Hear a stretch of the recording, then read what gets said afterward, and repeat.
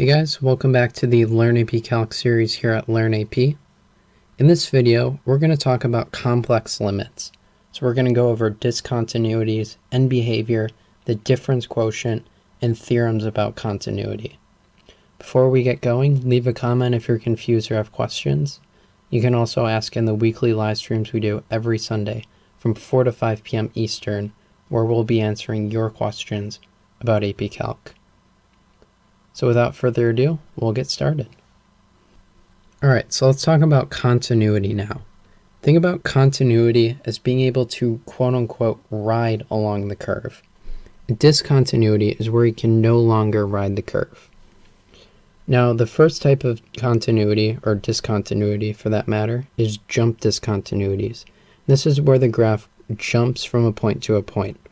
The right and left hand limits exist, but they are not equal, and thus the limit does not exist at that point. The function may or may not be defined at this point. So if we have some function f of x shown here,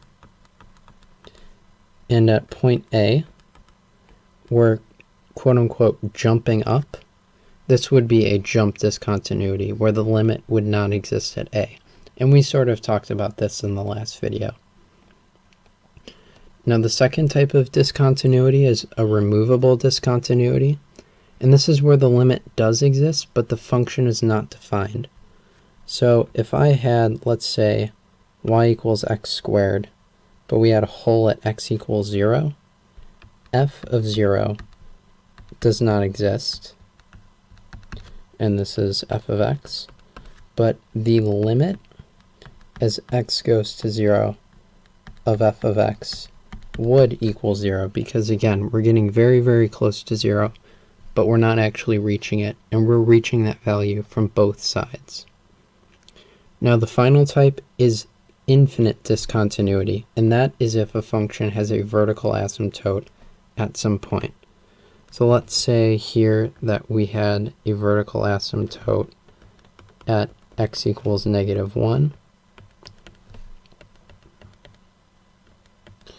Then at the point x equals -1, we would have an infinite discontinuity. The limit may or may not exist. If we were approaching infinity from this side as well, the limit would exist. But if we were reaching something different, then the limit would not exist. Alright, so let's talk about end behavior now. Before we jump in, just a quick note. If you have a limit of a function that you know goes to infinity, but you aren't sure which direction, so positive infinity or negative infinity, plug in a large number or small number and see what the sign is. So if I had y equals 1 over x, and I had the limit as x goes to 0 from the right of 1 over x, I know that I have a vertical asymptote, but I know that the function looks like this. And so I'm not sure whether this is going to positive infinity or negative infinity. What I can do is I can say, okay, well, let's say x equals 0.001. And because again, we're coming from the right, we're coming from positive x. This is 1,000. And let's say we have 1 over 0.0001. This is 10,000. And so as we're getting closer and closer to 0, our values are getting bigger and bigger. So I can say that this is going to infinity. So that's a good technique when plugging in with direct substitution.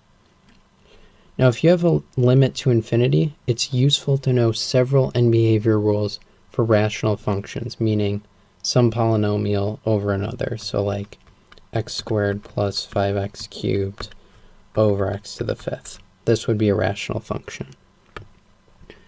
Now, the first rule is that if the highest exponents of the numerator and denominator are equal, the limit is equal to the numerator's coefficient over the denominator's coefficient, and this would be a horizontal asymptote. So if I had, say, limit as x goes to infinity of 5x to the 4th plus 100x cubed over 2x to the 4th, I can see that the highest exponents of the numerator and denominator both equal 4. So this limit is going to go to 5/2, the ratio of the coefficients, 5 and 2. Now, if the highest exponent of the numerator is greater than the denominator, then the limit goes to infinity. Now you're going to need to know, or determine for that matter, whether it goes to positive or negative infinity. So if I had, say, limit as x goes to infinity of x to the 5th over 10,000 x to the 4th, this would equal infinity. I can say that this is positive infinity because we're not going to go to negative numbers as we keep increasing x. Now, if the highest exponent of the numerator is less than that of the denominator, then the limit goes to 0. So similarly, if I have this, where the numerator has a lower coefficient than the denominator, I can say immediately that this equals 0. So these are useful to know. It'll save you a lot of headache when dealing with limits to infinity for rational functions. All right, so let's talk about the difference quotient now. The difference quotient is defined by the limit as h goes to 0 of f of x plus h minus f of x all over h. So it's not important right now that you know how to evaluate these, but you should know how to set them up. So let's take an example here. Find the difference quotient of y equals x squared. So pause your video, unpause when you think you found the answer. Just the setup, you don't have to evaluate it. Alright, so here, again, the difference quotient limit as h goes to 0. I have h on the bottom, and now the top is f of x plus h. So what that means is anytime we see x in f of x, we're going to replace it with x plus h. So here we only see the x squared. We're just going to replace x with x plus h, and then square it. Pretty straightforward. And then minus f of x, which here is just x squared. So this would be the difference quotient. Note, guys, that if you plug this in right away, I would get x squared minus x squared all over 0, or 0 over 0. So this would be indeterminate as it is. All right, now let's talk about theorems about continuity that you should know. The extreme value theorem states that if a function is continuous on the closed interval a to b, then the function will attain a minimum and maximum value at that interval. So this one's pretty obvious, but note that in a lot of these, we're saying that if the function is continuous. So a lot of times on the AP tests, they'll try to catch you by saying that the function isn't continuous, but for this to be true, the function has to be continuous. Similarly, the intermediate value theorem, if a function is continuous on the closed interval a to b, and the extreme values are c and e, then some point d, which is in between c and e, will exist such that the function of some number equals that. So all that's saying is if we have some function here, we have a maximum of c and e, and we have some value d that's in between them, then f of n equals d. N is just any number. So this would be n here. Now the continuous value theorem, if functions f and g are continuous at x equals c, then so are the following functions. K times f, where k is some constant, f plus or minus g, f times g, and f over g, assuming that g does not equal 0 at c.